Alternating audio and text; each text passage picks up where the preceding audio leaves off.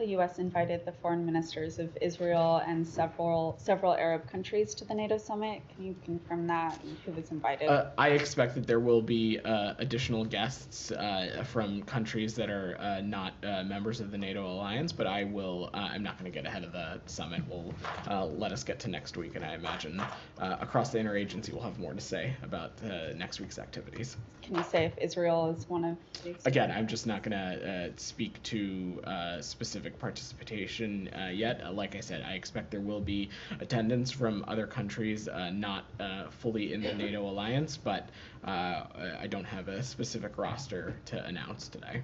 Thank you. Matt, coming back to you. Well, yeah. Well, let the record show I was actually here. I know. And then we were told you were going to be late, so I went and make a quick phone call. I was just waiting for our president to wrap up. Yes, and then you denigrated me by saying I wasn't here. All I said was that your notebook was here and you were not. Hardly a denigration, but go ahead. All right, I understand. So anyway, on the Middle East, and as it relates to one. Gaza, but two Lebanon. So one on Gaza. Is there any movement at all that you guys have seen on this ceasefire proposal? And then two on Lebanon. Where do things stand now? If they're any different than they were yesterday, and if they're not different than yesterday, then okay.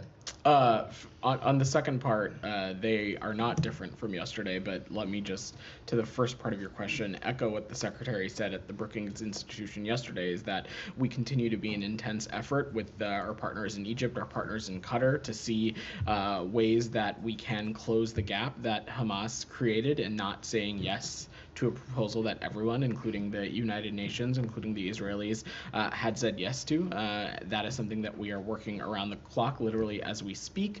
And in the context of Israel's northern border, as I said yesterday, restoring calm on the Blue Line continues to be a priority, and we believe that a ceasefire in Gaza could bring about a calm to the conflict in the north as well, creating conditions for the displaced in both Israel and Lebanon to return home. And that's something we're going to continue to work towards. Okay, so as it relates to Lebanon, you don't see anything over the last 24 hours that makes you more or less, or I don't know.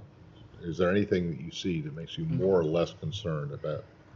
Matt, I have seldom offered specific analysis to events like that. I will just leave it broadly again that this is an immense priority for this administration. We want to see calm along the Blue Line. We believe that it needs to be a priority for not just Lebanon but also Israel, and this is something that we're continuing to work through.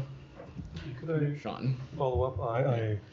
I know he doesn't work in the building, but Amos Hochstein is in Paris, if not mistaken. Can you say anything about why he's there, what the U.S. is trying to do? I don't have any updates as it relates to Mr. Hochstein's travel. I'm sure my colleagues at the White House and the National Security Council would be happy to offer any information, and we'll also check with the team. We'll also check with the team to see if there's any context to offer from this building. I'm sure they would, Matt.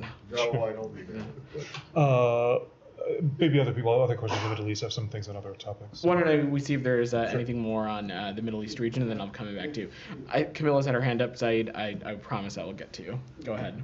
Thanks, Vedant. Sticking on Lebanon.